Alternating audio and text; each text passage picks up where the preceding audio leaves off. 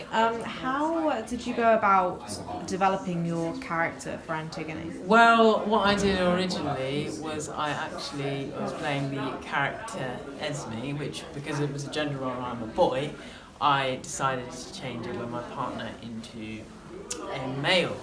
So with that, basically what I did is I decided I wanted to concentrate lots on the emotion rather than learning just the intentional lines, because I wanted the story to flow in a way that the audience would understand and grasp more attention on my character.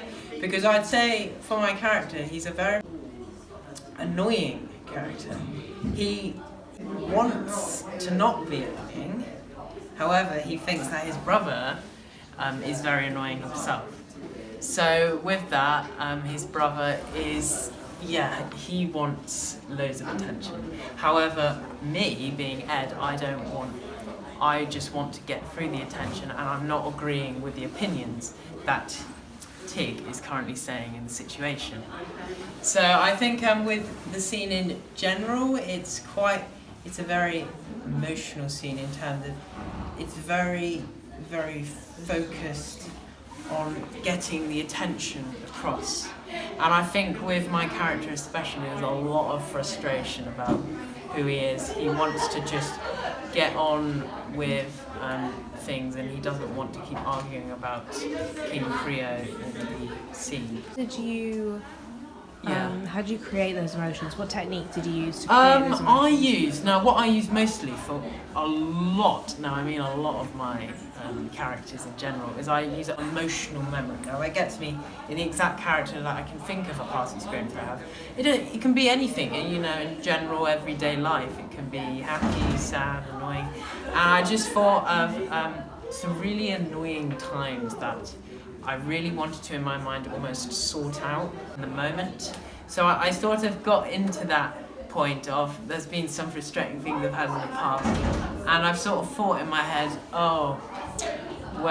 let's see if we can sort out this now rather than later.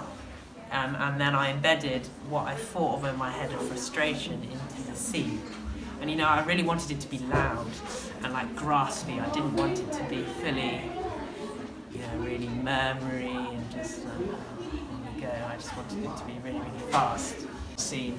So that's sort of what I intended as a Stanislavski technique in my piece. So that is how I attributed that. So how about your rehearsal process? How did that go? The rehearsal process was great, actually.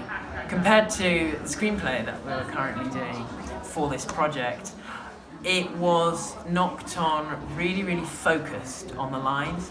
And my scene partner, I almost thought until the assessment now, was better than me because he knew my lines intentionally and I didn't know them first. He learned not just his lines, but he learned also my lines. So I thought it was complicated for me to learn lines because I had so much else going on throughout the project.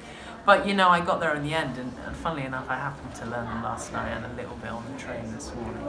So it was okay, and I'm glad I got it. There was actually in the assessment, talking about that, one actual moment that I did where I messed up. But apart from that, it was a really, really good character. So how was the assessment? How was your final performance? I thought, yes, it went really, really well. There was one section actually where I did improvise, where it was a question I was asking about Creole the king, and it just completely went out of my mind, and I had to improvise a little bit on the scene and the next line happening. Yes, so that is the sort of the process that I used. And I'd say he wants to draw lots and lots of attention. He wants it, but he's not getting through the scene in a way that he's almost asking for it. He's almost asking, just listen to me. But it's not working. He's not getting across. So of course it's going to be arguments that you'd have normally at home. So that's just sort of how I switched that emotional memory back into the technique of bringing my character together throughout the scene. So that's what I did. Yeah. Well, thank you very much, Jade. That's all right.